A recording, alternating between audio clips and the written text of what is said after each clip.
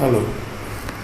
Let us सबसे पहला हम लोग जो लेक्चर टॉपिक कवर कर मतलब कि इंस्ट्रूमेंट देखेंगे that is to measure the current and voltage.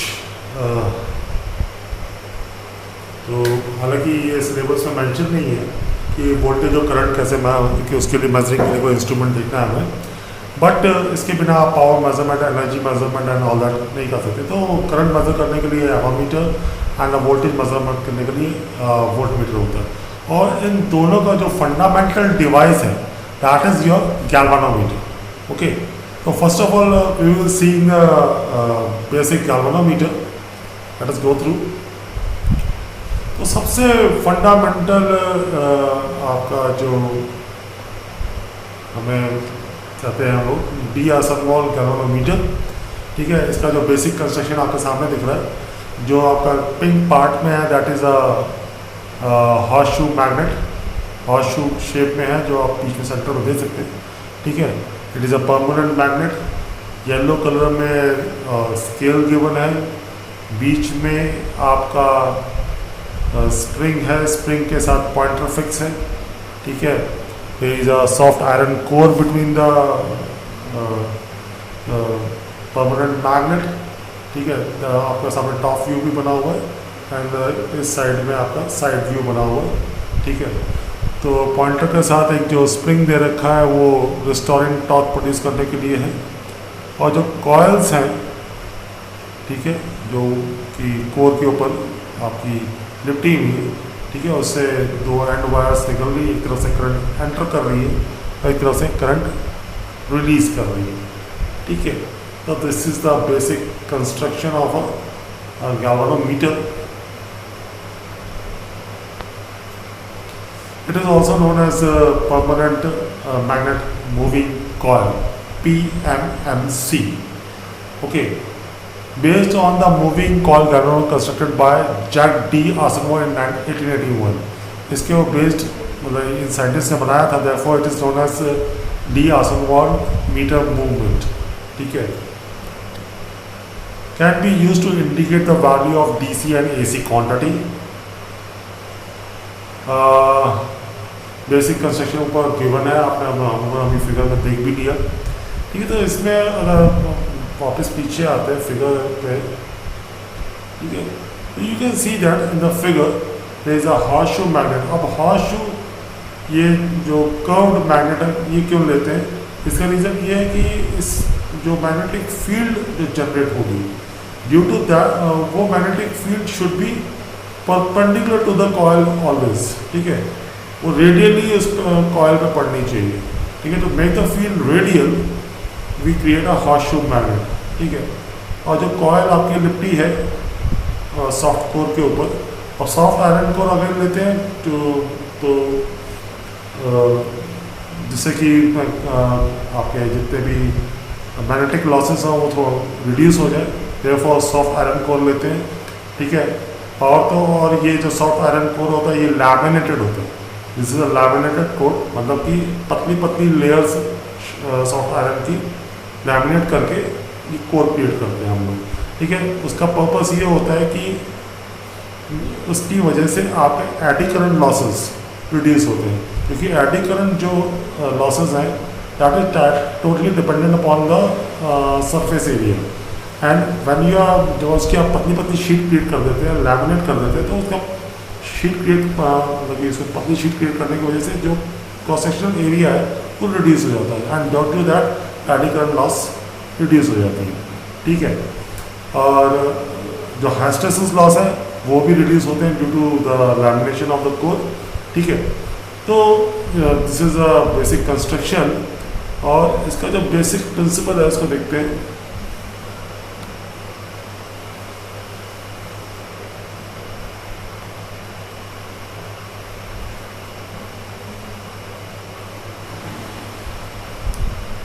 Sorry, time. Now operation of D Asamoah। Okay, when the current flow through the coil, the core will rotate। जैसे ही current उस coil के अंदर जाएगा, when a current carrying element is put inside a magnetic field, तो वो coil move करेगा, which is known as which is by the Faraday's law. ठीक है, फैराडेज लॉ यही कहता है current carrying element when it is place in the magnetic field it gives torque. Okay, जो हम लोगों ने इलेक्ट्रोमैग्नेटिक्स के लेक्चर्स में भी देखा है। ठीक है, amount of rotation is proportional to the amount of current flow through the coil. Current अगर वैरी करेगी तो उसके अमाउंट के हिसाब से रोटेशन प्रोड्यूस होगा, बट जो है according to current I torque is directly proportional to that current I. तो आप ये कह सकते हैं कि finally the rotation is directly proportional to the amount of current flowing through the coil. The meter required low current, यहाँ पर normally galvanometer लो current के लिए यूज होता है, normally in the range of 50 micro for full scale deflection. ये पूरा full scale deflection produce करेगा and nearly consume very low power which is near about 25 to 200 microwatt. Power भी बहुत कम यूज़ करता है PSO meter. Accuracy level is about 2 to 5% for the full scale deflection, ये इसका एक्यूरेसी लेवल है। ठीक है, जो भी आपका फुल स्केल है उसका 2 से लेकर 5% का आपका जो आउटपुट है उसमें वेरिएशन देखने को मिलेगा। Now let us see some mathematical part. जो टॉर्क एक्सपीरियंस होगा, the torque experienced by the central core, that is given by NIBA sin phi, where n is the total number of turns, जो नीचे आपके दे रखा है, that is the total number of turns in the coil, and I is the current flowing through the coil, A is the cross section area of the coil, B is the magnetic flux density which is generated due to the horseshoe magnet, and sin phi is the angle between the field and the coil. ठीक है, तो this is the torque experienced by the coil due to the current flowing through that particular coil. Now the restoring torque जो spring की वजह से उस core को मिल रहा होगा, that will be K alpha, where K is the restoring torque per unit angular twist. It is also known as restoring constant. ठीक है, or you can simply say in the simple words, it is spring constant of the spring used. ठीक है, and alpha is the angular twist in the wire, जो angular twist generate हुआ है deflection की वजह से, वो आपका एंगल अल्फा है। तो restoring torque will be simply K alpha. अब at the equilibrium state होगा क्या कि Ni जो आपका torque experience by the coil due to the current और जो restoring torque due to the spring है वो इक्वल होंगे। That means NIBA sin phi और sin theta is equal to K alpha. और यहाँ से हम करंट के लिए इक्वेशन निकालें, that I will be K upon NAB sin phi into alpha. Okay, ठीक है, अब ये जो K upon NAB sin phi है, ये बेसिकली हम लोग इसको G से भी डिनोट कर सकते हैं पूरे टर्म को, that is known as galvanometer constant, and finally we can say that I is equal to G alpha. Okay, और साइन फाई का टर्म भी हम एलिमिनेट कर सकते हैं अगर हमारी फील्ड टोटली रेडियल हो। ठीक है, और जब टोटली रेडियल होगी तो साइन फाई आपका साइन 90 डिग्री होगा। ठीक है, ऑलवेज पर्टिकुलर टू द, तो साइन 90 की वैल्यू आपकी हमेशा 1 होती है। ठीक है, सो you can also replace the sin phi and finally you will be getting I is equal to K upon NAB sin K upon NAB into alpha। ठीक है, बाकी आप फिगर्स के डिस्क्रिप्शन नीचे दे सकते हैं। जहाँ T है that is your torsion head, TS is a terminal screw, M is the mirror. अच्छा हाँ, कभी कभार जो अच्छे सेंसिटिव गैल्वेनोमीटर हम डिज़ाइन करते हैं तो हम लोग क्या करते हैं, we fix a mirror with torsion head. ठीक है, और उस मिरर पे हम लोग लाइट एक पर्टिकुलर पॉइंट से डालते हैं। As the core is moving, mirror move करता है, मिरर से लाइट रिफ्लेक्ट होके स्केल के ऊपर मूव करती है। ठीक है, तो इससे आप और सेंसिटिव रीडिंग्स आप ले सकते हैं। तो जो सेंसिटिव गैल्वेनोमीटर्स होते हैं उसमें इस लाइट एंड मिरर का अरेंजमेंट किया जाता है। ठीक है, and NS is the pole piece of a magnet, LS is leveling screw, PQRS is the rectangular coil shown over there, and PBW is a phosphor bronze wire. ठीक है, normally ये wire use करते हैं for hanging the centre core, because this wire is इसकी जो expansion का constant है वो काफ़ी हाई होता है, तो जल्दी एक्सपेंड नहीं करती वायर, और इसकी और एक खासियत है कि इट इज़ रस्ट प्रूफ, तो normally phosphor bronze wire use करते हैं हम लोग। Okay, now let us see the top view. ये टॉप व्यू है आपका, ठीक है, आपका ऐसा नीचे कोड दिख रहा है, ठीक है। Plane PQR lies along the magnetic line of force in which the position of the coil comes to the rest at equilibrium. So the angle between the plane of the coil and the magnetic field is 0, ठीक है, हमेशा 0 बना है, और the angle between the normal to the plane of the coil and the magnetic field is 90 degree, ठीक है। तो sin phi sin 90 is equal to, जो मैं पहले एक्सप्लेन कर चुका हूँ, यहाँ पर वो डिस्क्राइब किया गया। तो रेडियल फील्ड रखने का ये फ़ायदा है if you are using the horseshoe magnet. Okay, now जो लाइट एंड मिरर का अरेंजमेंट है वो भी यहाँ पर एक्सप्लेन कर रखा है फिगर में, आप देख सकते हैं कि there is a lamp, mirror जो टॉर्शन हैड के साथ टंगा हुआ था, उसकी वजह से जो एंगल करके आपका स्केल के ऊपर लाइट पड़ रही है, you can measure from that. Okay, तो again back to the formula आते हैं, तो I is equal to K NAB alpha हो जाएगा if you are taking the radial field. Okay, K by NAB जैसे मैंने पहले एक्सप्लेन किया can be replace by G which is known as galvanometer constant. Now किसी भी गैल्वेनोमीटर का करंट सेंसिटिविटी कैलकुलेट करनी है, it is a deflection of galvanometer per unit current. Per unit current galvanometer में कितना डिफ्लेक्शन हो रहा है, that is known as current sensitivity. अगर अल्फा बाय I करें then it will be NAB by K. It is simply 1 by G. ठीक है, it is the reciprocal of the galvanometer constant. This is known as current sensitivity of the galvanometer. Okay. ऐसे ही voltage sensitivity of the galvanometer is nothing but कि galvanometer कितना deflection कर रहा है per unit volt. ठीक है, that is alpha by V, which is given by NAB by KR. यहाँ पर अगर R is the resistance value of the coil which you are using, तो आप अगर R वहाँ पर यूज़ कर लेंगे तो you will be getting the voltage sensitivity of the galvanometer. Now let us see a numerical based on this, which यहाँ numerical दिया हुआ है, it's किसी बुक से लिया तो वहाँ पर एग्जाम्पल नंबर दिख रहा है। तो the coil of a moving coil galvanometer wound on a non-magnetic former whose height and width are both 20 millimeter. It moves in a constant field of 0.12 Weber per meter square. The moment of inertia of its moving part is 0.25 into 10 to the power 4 kilogram per meter square, and the control spring constant is 30 into 10 to the power 6 Newton meter per radian. You have to calculate the number of turns that must be wound on the coil to produce a deflection of 150 degree with the current of 10 milliampere. हमें कितने number of turns उस पर, we have to calculate n, कितने number of turns उसमें हम coil के रखेंगे कि हमें डिफ्लेक्शन 150 डिग्री का मिले when the current is of 10 million. तो final steady state deflection according to the question theta F will be 150 degree, which is changed to the radians, that is 2.6 radian. Current is 10 milliampere, which can be written as 10 into 10 to the power minus 3 ampere. Control spring constant K is given as 30 into 10 to the power minus 6 Newton per meter radian. Let us move final steady state deflection. जो theta है, that can be written as Gi by K.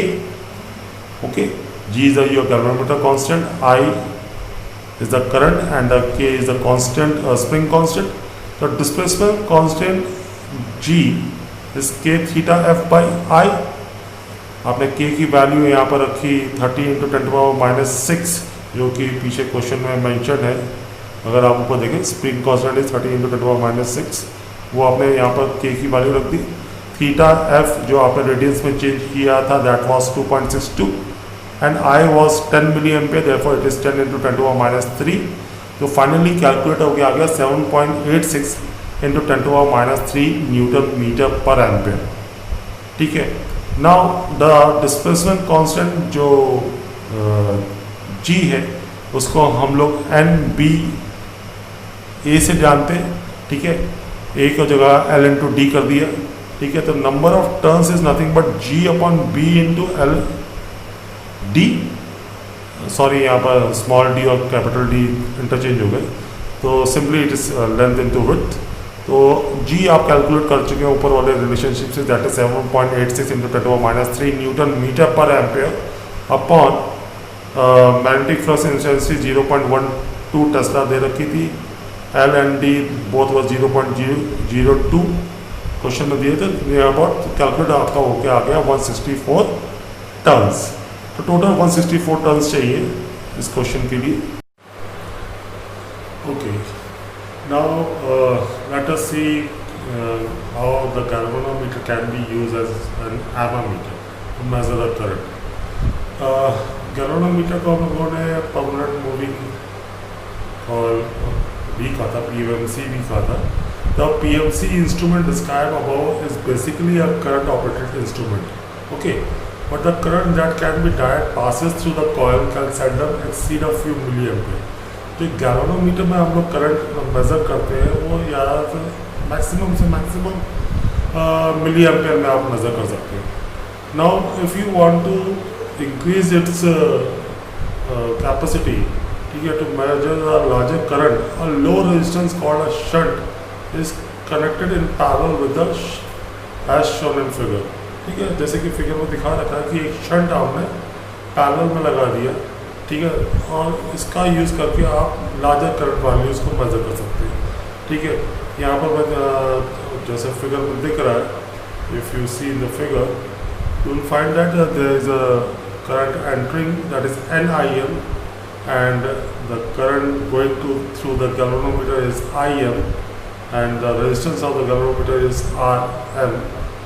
IM and RM is simply showing the current through the meter and resistance through the meter, and the current flowing through the shunt is ISH and the shunt resistance is given by RSH.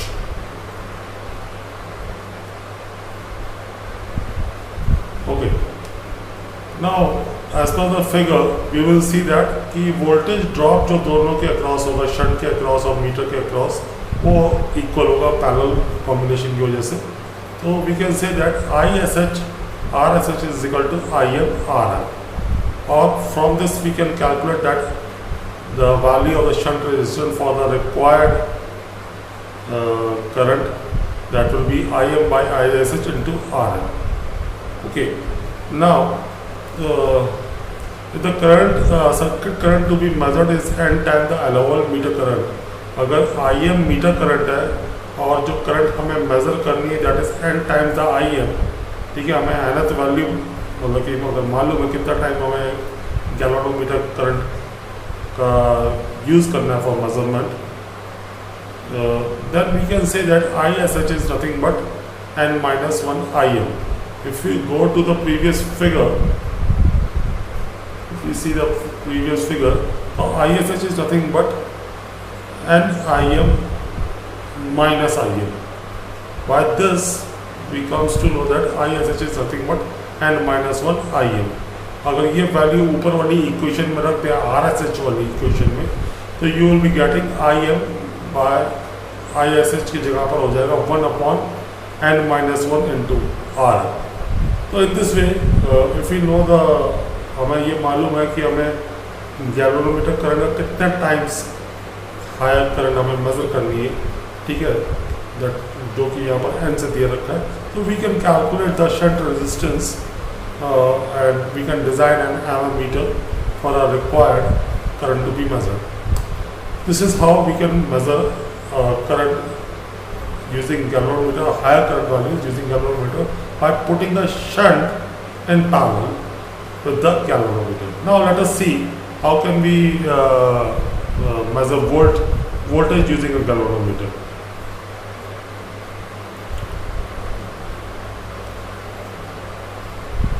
Before going to that, let us solve an example. Okay, there the example says that the shunt supplied along with a 1 milliampere 100 millivolt PMMC instrument does not have its rating marked on it. ठीक है, तो एक shunt आपके पास supplied है और आपके पास PMMC की values दे रखी है मीटर की कि meter current is 1 milliampere and meter voltage is 100 millivolt. Its resistance is, अगर उस शंट को अलग से मेजर किया गया तो इट फाउंड टू बी 0.2004 ओम. तो आपको फुल स्केल लेंथ प्रोवाइड करनी है बाय द शंट. ठीक है, तो आपका एवोमीटर की full scale value find out करनी है. ठीक है, let us do the first of all हम लोग पहले आर एम निकाल लेते हैं. तो R M will be simply the 100 millivolt which is across the voltage across the PMMC divided by the current flowing through the PMMC, that is 1 into 10 to the power minus 3, that is 1 milliampere, which is equal to 100 ohm. Now Rm by Rsh is given as 100 by the 0.2004, that is the shunt resistance value given in the question. इसको calculate करेंगे तो you will be getting 499. Rm by Rsh की value 499. That is, this is nothing but n-1 value. ठीक है, ये n-1 value हो तो इससे n निकल के आएगा, that is 500. Okay, therefore full scale will be simply 500 into 1, that is 500 milliampere. This is how we can calculate our full scale current if the shunt resistance value is given to you. Okay, now let us move further. Now let us do the conversion into a voltmeter. Now we are converting galvanometer into voltmeter. As mentioned earlier, the PMMC instrument is essentially a current operated one. जैसे कि हमने पहले भी discuss किया कि PMMC is a current operated instrument. For using as a voltmeter, a current proportional to the voltage to be measured is passed through the instrument. आपको current के proportional voltage, जो वोल्टेज आपको मेजर करनी है, इसके proportional current flow करानी पड़ेगी through the instrument. The scale is then marked in term of volts. जो वहाँ पर आप स्केल यूज़ करेंगे that will be then it will be measuring the voltage. तो इसका बेस्ट तरीका है कि for IM is the current required to cause a full scale deflection, and an additional resistor must be included in series with the instrument so that the current in IM or the desired full scale voltage V. तो हम यहाँ पर क्या करेंगे, एक series में maximum value का resistance लेंगे जिसकी वजह से पर्टिकुलर वोल्टेज हम मेजर कर सकें. रेफर टू द फिगर, पहले फिगर देख लेते हैं. फिगर ये होगा, you will be having a shunt in series with the RM. ठीक है, now the entire voltage will be IM into RS plus RM. Okay, IM will be, your voltage was IM into RS plus RM, or you can say that IM is equal to V upon RS plus RM. और यहाँ से अगर हम RS calculate करें, जो required shunt resistance या series multiplier है, that is V upon IM in minus RM. This will be the required series resistance or series multiplier to design a required voltmeter of a required voltage range. ठीक है, तो ये अगर आपके पास RM की value आपको already मालूम होती है, IM की वैल्यू आपको ऑलरेडी मालूम होती है, that is given in the galvanometer. अब जो रिक्वायर्ड वोल्टेज का वो वोल्टमीटर बनाना है, जैसे for example if you want to design a 50 voltmeter, तो यहाँ V की वैल्यू 50 रखेंगे, that is the maximum full scale voltage. तो इससे आप सीरीज मल्टीप्लायर कैलकुलेट कर सकते हैं. ठीक है, by using this relationship. Again let us do a simple question. यहाँ पर एक क्वेश्चन में दिया हुआ है, the 1 milliampere 100 millivolt instrument of the previous example, जो भी हम लोगों ने एग्जाम्पल किया था, is to be used as a voltmeter for a full scale of 100 volt. Find the series resistance required. आपको RS कैलकुलेट करना है and the full scale voltage is 100 volt and the meter जो galvanometer है उसके specification दे रखे that is 1 milli ampere and 100 milli volt. तो यहाँ से हम लोग RM कैलकुलेट कर सकते हैं, ठीक है, by simply V is equal to IR. तो V अपॉन I से वोल्टेज हमें गिवन है 100 milli volt and current given है 1 milli ampere for the meter. We can calculate the RM value. तो RM यहाँ पर निकल के आ जाएगा 100 ohm by simply calculating V by I and hence RS की वैल्यू जो निकल के आएगी अगर हम फॉर्मूले में रखेंगे तो that is 100 upon IM, that is RM upon IM minus RS. Sorry, it's V upon IM minus RM. So simply 100 divided by 1 into 10 to the power minus 3, that is 1 lakh minus 100, near about 99,900 ओम का series resistance लगाएंगे या series multiplier लगाएंगे तो आप 100 volt का full scale voltmeter design करेंगे using the given galvanometer with a specification of 1 milliampere and 100 millivolt.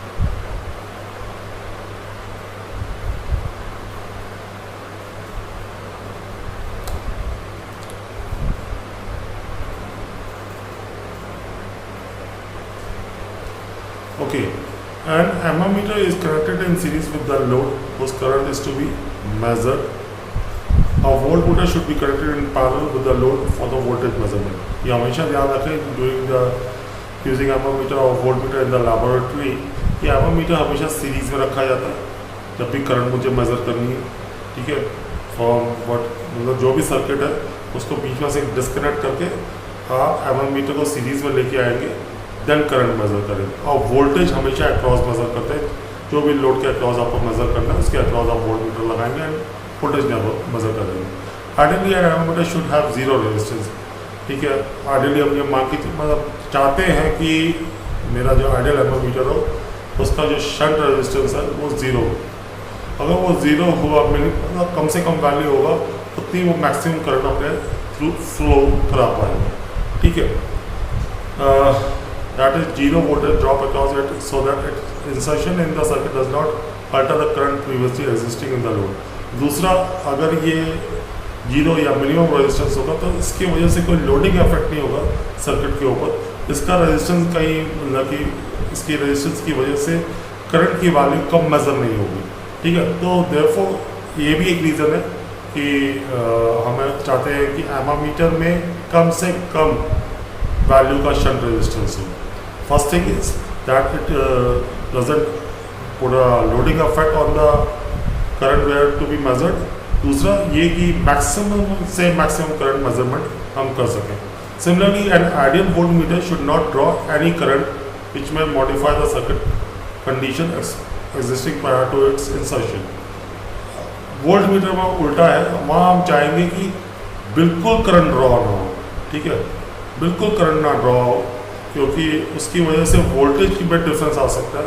तो N ideal voltmeter हम चाहेंगे कि उसका जो सीरीज मल्टीप्लायर है that should have the maximum value or it should have an infinite resistance.